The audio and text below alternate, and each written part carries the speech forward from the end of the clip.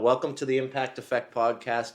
As you know, first question is always, how do you define impact? For me, it's about making positive change, having an impact, something that's tangible, something that can be seen and felt. But of course, we want those impacts to be positive. So I would say, making a positive change. And there can always be a negative impact. There can, unfortunately, and sometimes, unintended negative impacts. And True. we'll probably talk a little bit about that today with my company. But yeah, for sure, positive. Cool.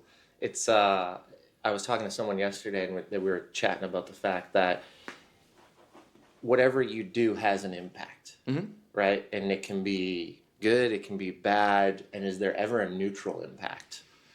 And in my opinion, I don't think there is neutrality in that, because it's either good or bad, left or right. So it was just an interesting conversation that we were having, because there, and then the counter argument was it could be neutral and there just isn't an impact. Yeah, I mean, I would say that, maybe your impact or what you were trying to achieve is mitigation of something. Is that really neutrality? I don't know. I mean, you're not being neutral. You're still, still trying to make an effect. So, but perhaps what you see the result of your effect could be different, kind of neutral. But that's a really interesting question. Yeah. And second question is, how do you show up in the world and provide impact today? The biggest way for me is through my company right now, my company that I'm building. We're trying to have a positive impact in the world where we see a lot of unfortunate negative things happening. So I try to show up for my company, for my employees, and for myself, so that we can go and try to achieve that mission. And we're going to dive into this because this is super cool. What Matt's building, what he's been building, his history, where he's been in business, what he's done for our country. So it's going to be an interesting conversation today. Oh, looking forward to it, man. So let's dive into what you're doing today, and then I think we can backtrack and kind of how you got there. If that makes sense. Yeah, so sure. Do you mind sharing just what's that positive impact you're looking to bring to the world and are bringing currently? Sure, yeah. So I'm the CEO and co-founder of a company called Second Order Effects. And what we try to do is we try to assess the effects of technology, both intended and unintended, talking about negative effects sometimes, of technology, and mostly with relation to security. With my background in the military and cybersecurity, we do focus broadly on security. Yep. And so right now, more specifically what that means is we're dealing with the effect that technology is having on the battlefield right now, mostly in Ukraine, but around the world. Yep. And trying to train and equip our military to deal with that and to try and get ahead of that next fight that may be coming. Drones, dude. Yeah, drones. I mean, small UAS. It's a field that's technologically advancing very rapidly right now. It's something that I've been passionate about from a hobby perspective, and some use in the military. But things are, technology keeps getting smaller and smarter and faster. And so the things that people are able to do with these small drones, oftentimes are amazing. You see them in films and TV and media all over the place. It's a lot of fun to go and fly a drone. Well, when you see like Christmas tree light show, and then it's all drones, and you see the micro movements, the agility, the speed, the size, the synchronized, movements. I can only imagine what you're seeing on the back end when it comes to national defense, when it comes to military, when it comes to combat. Yep. Let alone on the civilian side, or in this case, maybe you'd call that entertainment or hobby. Sure. But ultimately, and a lot of useful things too: surveying, inspections, agriculture. A lot of positive, just normal uses for these tools. Yeah. So a lot of really good things that are happening as well. But again, those second order or unintended consequences. What are the bad things that people can also use those for? Yeah. Do you think, I mean, I know this is an industry you're exploring. The drones are a big piece of your company, probably a big piece of revenue. But do you think drones and that level of technology is going to replace almost the human or the infantry side of it? Or do you think it's still No. manpower first and then advanced tech second? Well, hopefully it will be advanced tech first. Yeah. That's my hope. Is ultimately, I still have a lot of friends and family that are in the military. Consider them all my family. It really truly is brothers and sisters when you do that kind of work. Yeah. So if I can, how long were you in the military for? about 7 years active, 10-ish total. I ended up getting medically retired, so my transition was a little weird and a little washy. Totally. Ended up on the DL for a couple of years, but ended up getting retired right about 10. If I can build a robot that can go and do a job that one of my friends was going to have to do, yeah, I'm gonna build that. Yeah, and it's going to be the meanest, ugliest robot that I can build if it keeps them from having to do that. Does that ever replace a human? No, I don't think so. Despite what a lot of people think about AI and robotics and drones, and these things can't employ themselves. It takes people. It takes a lot of people to do this. And yeah, we might be able to get them a little further away from harm, but they're never out of harm's way. Yeah. And at the end of the day, you've got to be able. When you get into what warfare is and what it does, you've got to be able to occupy space. You've got to be able to take ground. And we can do a lot with robots to kind of control areas, but that's not occupying ground. That's not humans living there, which at the end of the day, that is what great power competition is for. That ownership. Yeah, who gets to live there, that kind of thing. So no, I don't think we're ever going to replace humans on the battlefield completely, but with everything that you're seeing in Ukraine, because you brought that up earlier, the drones are a big piece of that. Is this kind of that first level of combat that you've seen where it's more or really focused on that? Yeah, for sure. Yeah, I mean, we used robotics semi-frequently when I was in. Everything from really high level, super expensive, fancy theater level drones, Oh wow, flying at 30,000 feet plus. Yeah. Armed. Big though, like huge. Big. These are planes. These are absolute. They're planes.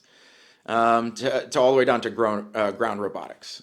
So I was a combat engineer. We dealt a lot with roadside bombs and explosives and things like that. So we had the little explosives robots, but they were always on the ancillary. Yeah. Kind of thing. Whereas in Ukraine now we see, like I was talking about, large areas of ground being controlled strictly through the use of unmanned systems. Wow. Whether that's a ground robot out there, kind of rolling around, laying out landmines so that tanks can't roll down a road, or things from the air, kind of controlling space and dealing with problems that way. Wow. So it really, it is a big shift. And the other big shift is that, we've been able to do some of those things with those really big, expensive drones for a long time. But now some of those same tasks are being filled by drones that cost $1,000 or $2,000 or $5,000 from that tech growth. Yeah, and then that scalability. That capability is all the way down at that level now. Having a thermal camera up above the battlefield used to require multi-million-dollar drones with dozens and dozens of people helping the operation of that one platform. Now one dude with a drone can pull it out of his bag, click the arms open, launch it up there, and then have that thermal camera looking down. Wow. So same thing for $5,000. So the military side, the combat, the tech side, you said, explosives, using robotics, now you've built this drone company to understand technology and the effects. Like, why? How'd you get here, man?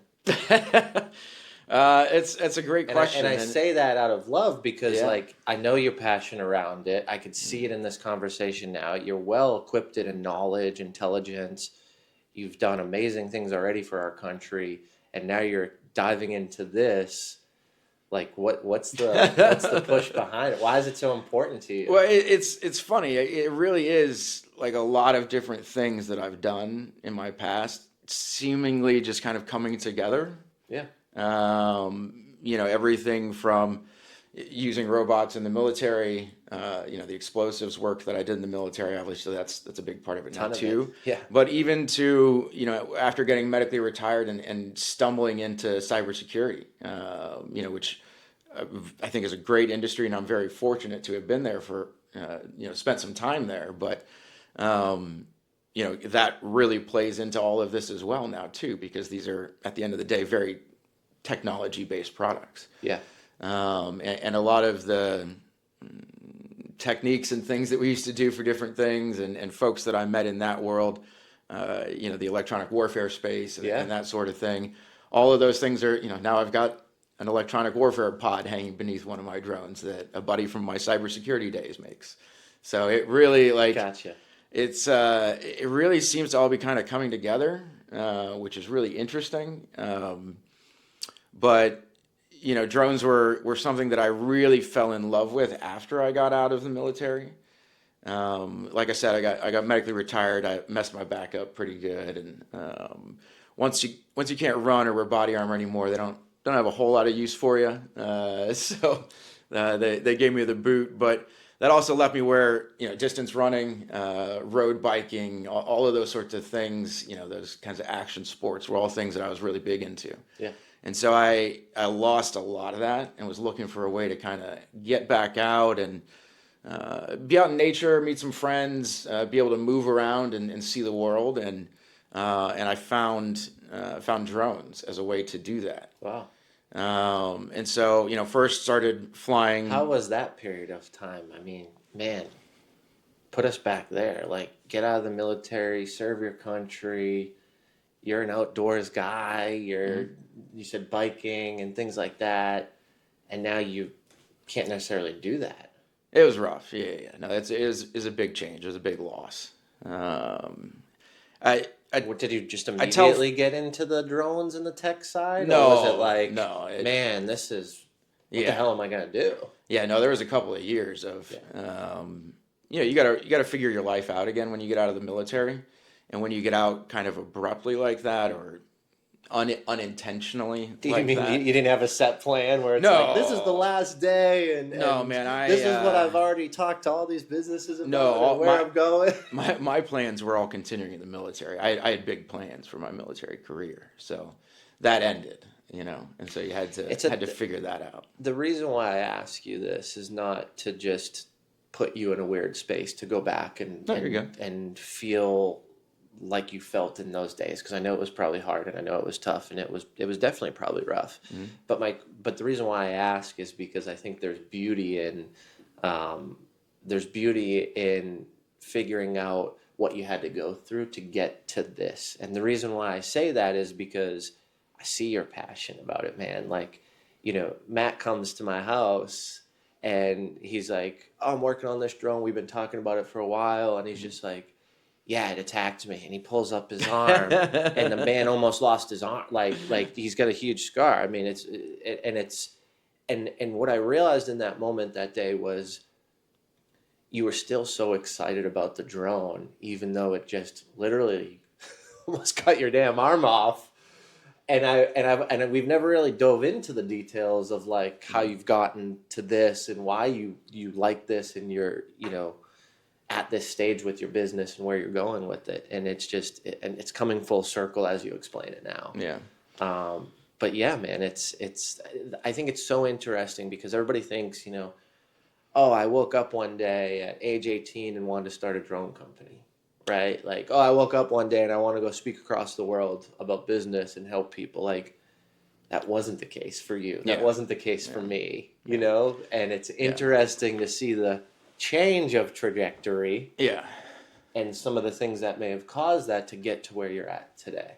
I think it's it's a beautiful chaos. Thank you. Thank you.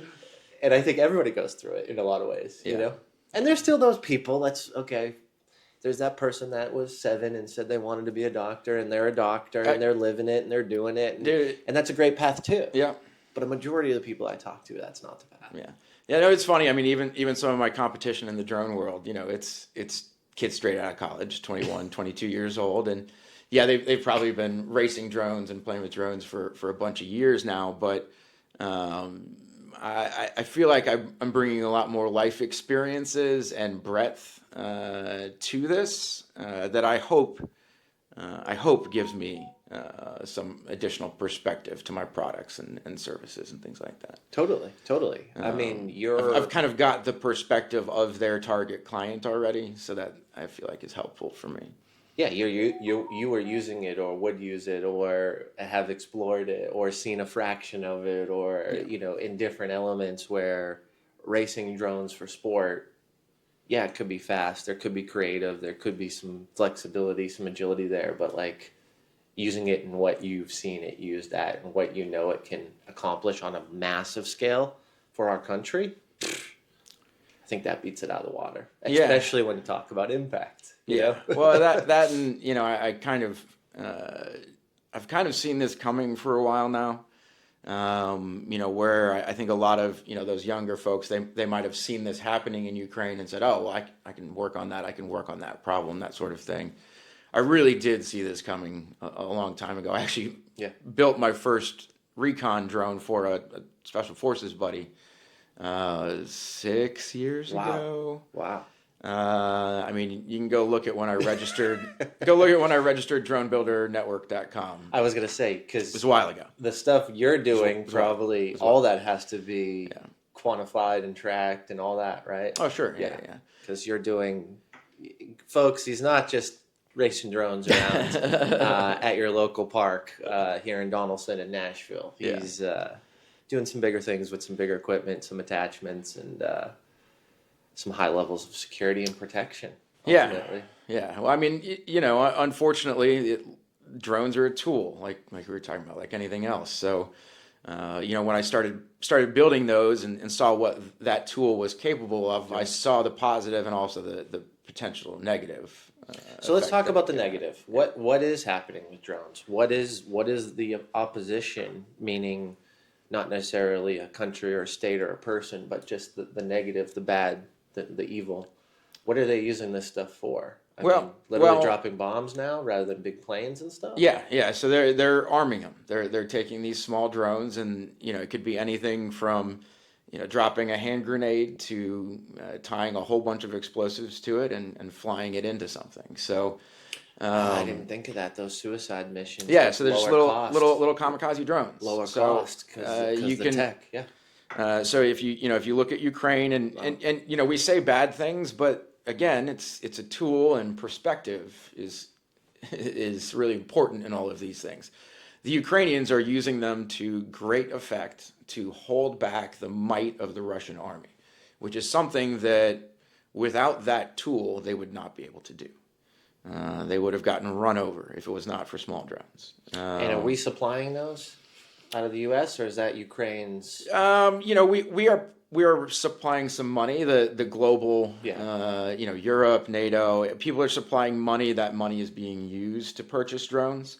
Unfortunately, all of those drones are coming from China. That's a whole nother issue that we can do 5 episodes on that. I can be here for a while, folks. So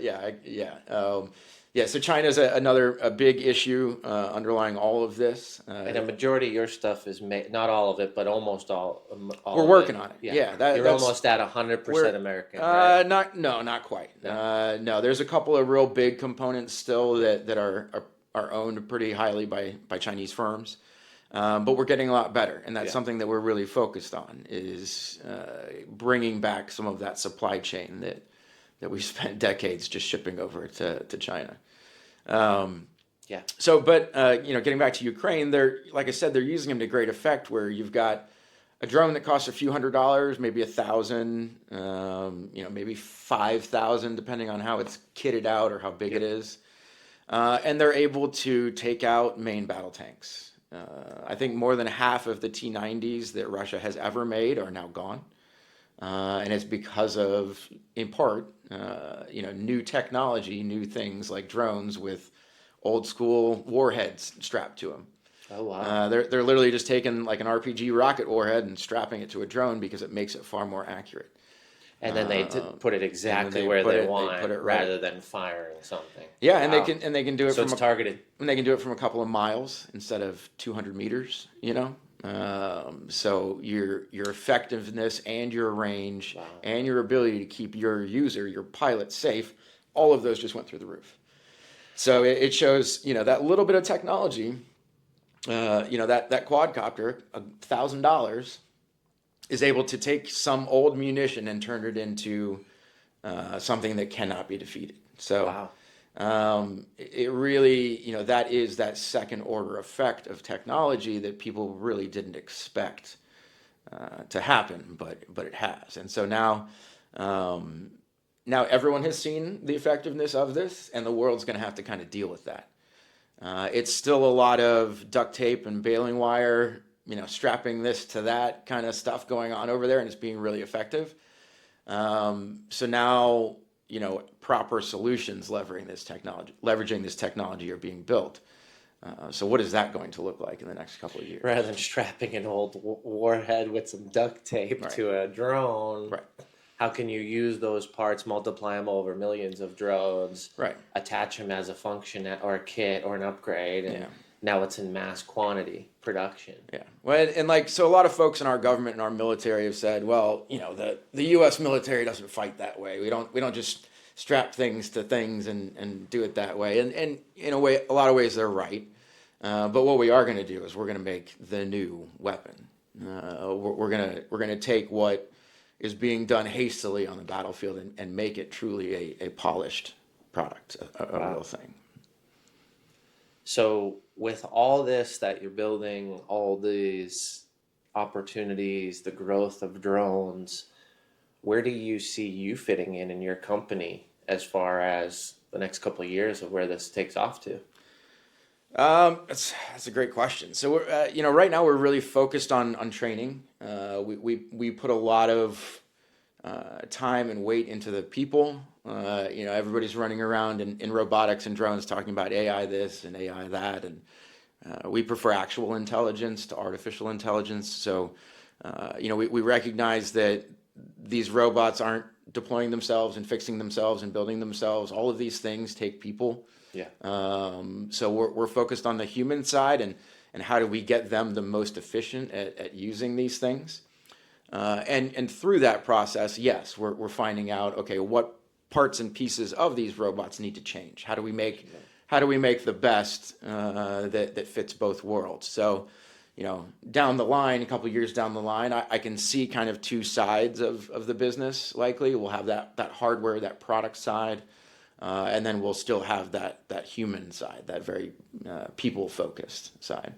I mean, that's a unique skill set in itself, and if you can continue to train people and build a unique community of these folks under your organization, you can deploy them to go train, to go build, whether it's civilian businesses, whether it is entertainment technology, but it could also be government contract, right? Yep. I mean, in all those different sectors. Yeah, absolutely. Some in which we probably can't talk about. But yeah. But no, absolutely. I mean, the civilian side of this too. So that's something that we haven't really hit on yet. But what does this change in technology mean for the civilian? I'm a big proponent of the Second Amendment. I feel that it's recorded in our Constitution for a reason. And so, if there is new technology that's being used for these purposes, I feel like civilians should be involved in that as well, and have the option to participate, in the training and purchasing of the products as well. Right now, today, can a civilian purchase a weaponized drone with a permit, or what is that? Well, so weaponized drone is a bit of a loaded So you know, So like anyone can purchase a drone. You can go Yeah. online right now. But I mean, we like, we to make protect myself, I've got a handgun downstairs, a Right. shotgun, an Right. XYZ. Right. Can I have a drone that shoots something? Not really, no. Okay. That's what you're talking about, Yeah. though, on the civilian side, right? Yeah, Okay. and I want to clarify that because I was like, you're talking guns, Second Amendment, Well, protection, all that. right, Why? and not necessarily, you know, strapping guns to these things and doing that sort of thing, but if this is a technology that is being used in military purposes, and our military is purchasing drones, our police are purchasing drones. True. You know, whether that drone is being used for surveillance, which is, you know, a main purpose of these drones, so not necessarily armed things. Easy guy, easy. We're not strapping Glocks to drones. We are not. We FAA. We are not.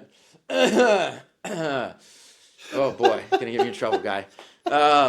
No, so. Oh man, you got me going. Dude, because all I can picture is that now that you're saying it, like my duct tape. Dude, it's gonna get weird. Don't get me wrong. People are gonna do some weird stuff, and that's where we're more focused on actually counter drone. So a big piece of what we're working on right now is actually, okay, we've got these new flying crazy death bots. Like, how do we stop them? Yeah. Because really, there are not good solutions for that right now. If you look at footage in Ukraine, it's mostly guys just ripping through AK mags.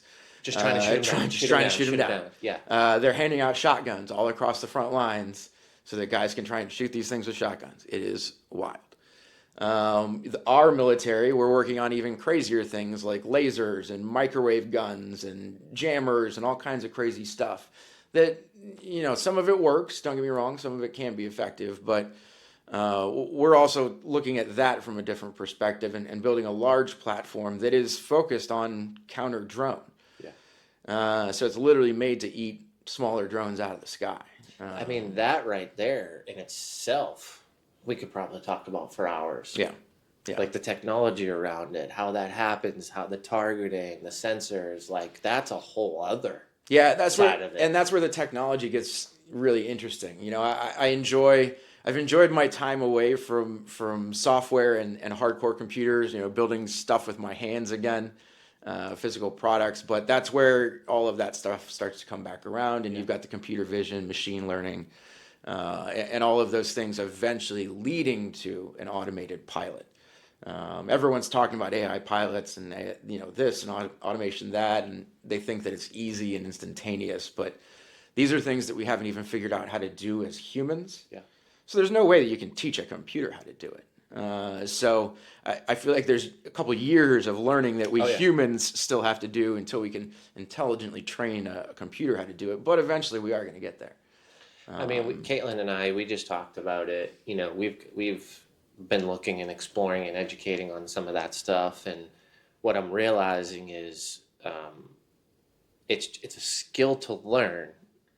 And if you don't learn the skill and I have the skill, the experience is drastically different, almost in opposition. Yeah. Right? Like if you don't prompt it, if you don't talk, if there's not a memory to it, if you're not bringing it on a journey and you've put in the work and done it the right way, then it's going to give you something that is garbage compared to what it could give me. And that's me learning for the last 6 months. Like, and I still don't know anything compared to some of the people that have spent time with me, right?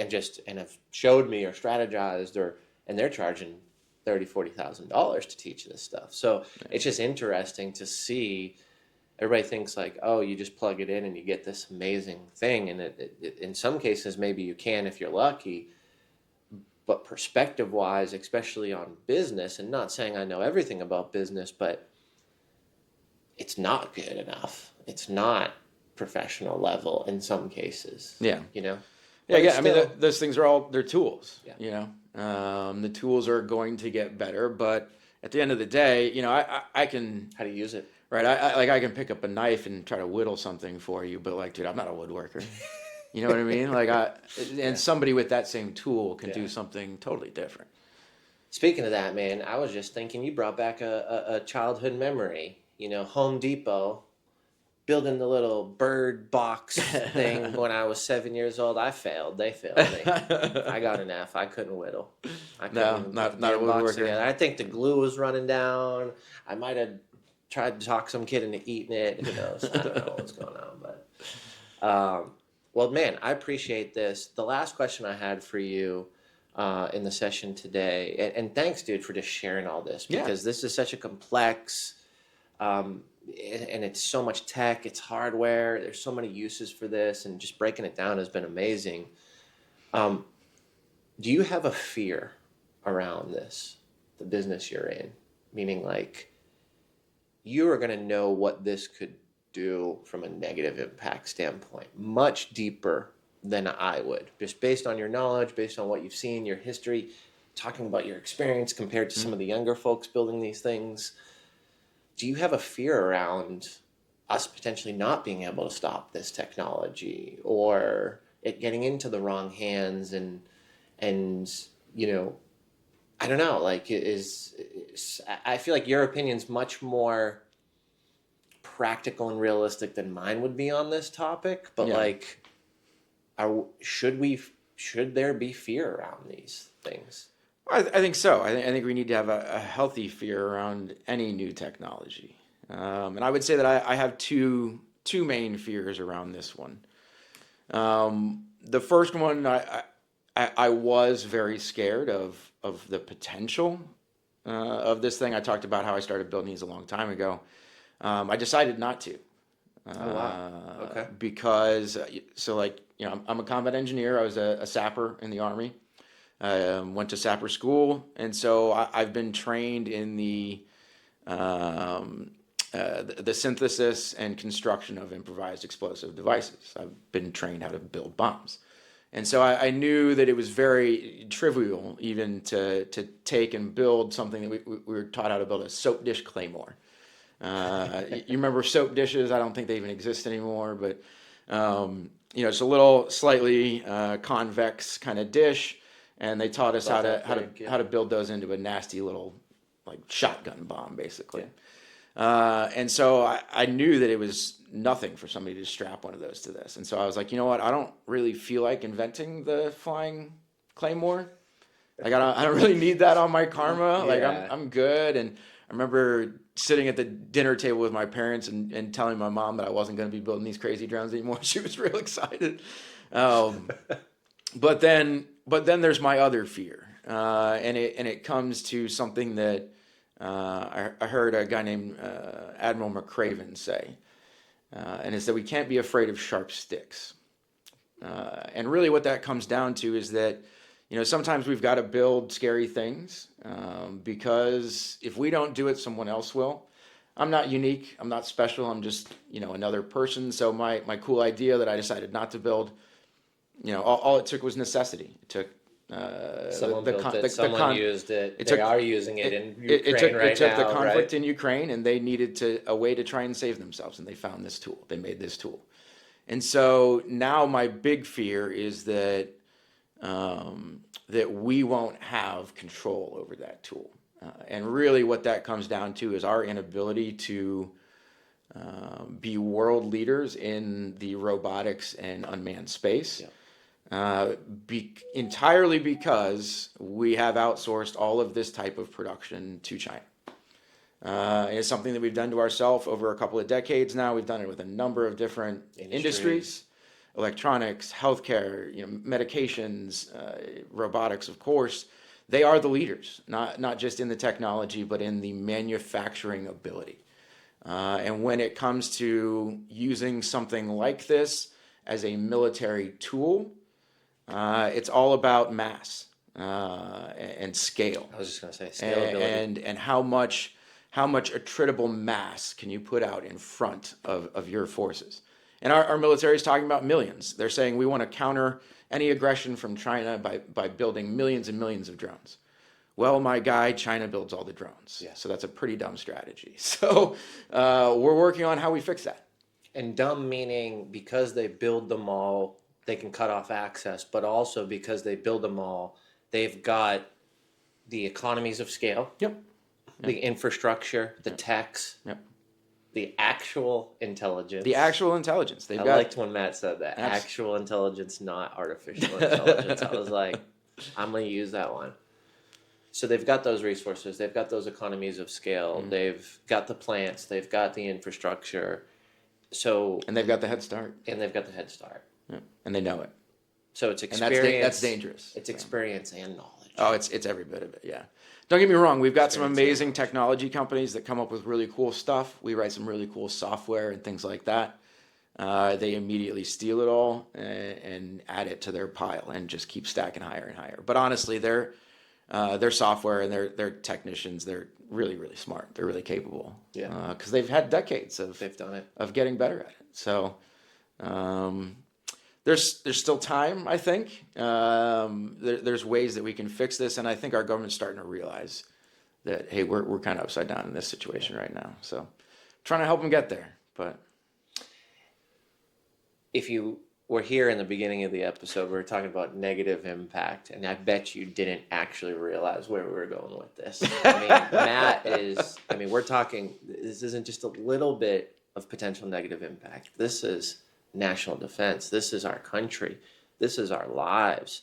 And Matt is trying to create a positive impact and a positive effect on that. So I just really wanted people to understand and emphasize the depth, the experience, the knowledge, but also how big of a positive impact can be made in Matt's company and what he's doing for our country in the U.S. It's just, I appreciate you, man, and thank you. yeah, thanks for having me, man. Really appreciate it.